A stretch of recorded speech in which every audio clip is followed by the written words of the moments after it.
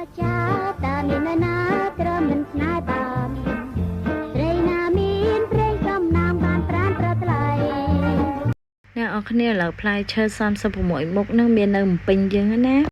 មានបងប្អូនណាអត់ដឹងអីអាចចុះមកភ្លក់បានកន្លែងគាត់មានទីតាំងនៅគេហៅថា Pub Street ចុះមកបន្តិចមកតាមផ្លូវវត្តបណ្ណាឡោមយើងហ្នឹង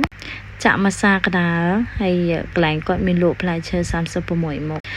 ហើយឥឡូវដល់ខ្ញុំមានជាការភ្លក់នឹងអស់ចង់កន្លះលីត្រប្រកួតឯអ្នកនរគ្នាប៉ុន្តែឃើញថាវាអត់ទាន់ចេញប្រសិទ្ធភាពទេហើយឥឡូវនេះខ្ញុំបន្តការភ្លក់ចាភ្លក់របស់កទូតព្រៃភ្លក់កទូតព្រៃនោះមានអារម្មណ៍ថាវារៀងខ្លាំងតិចខ្លាំងជាង strawberry ជាមួយនឹង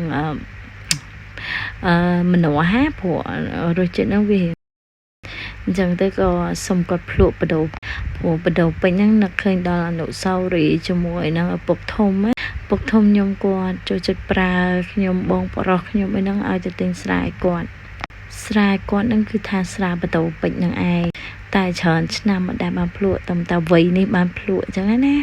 ចឹងអ្នកនរគ្នាបើមានអ្នកណាគ្រប់គ្រងវិស័យភ្លក់ស្រាដូចខ្ញុំអីអាចមករកកន្លែងគាត់បានចាកន្លែងគាត់នៅវត្តបណ្ណាឡោមមកតលីយ៉ាងចោះបន្តិចយ៉ាងហ្នឹងដល់កន្លែងគាត់ហើយសាកដាលវត្តបណ្ណាឡោមកំភ្លេច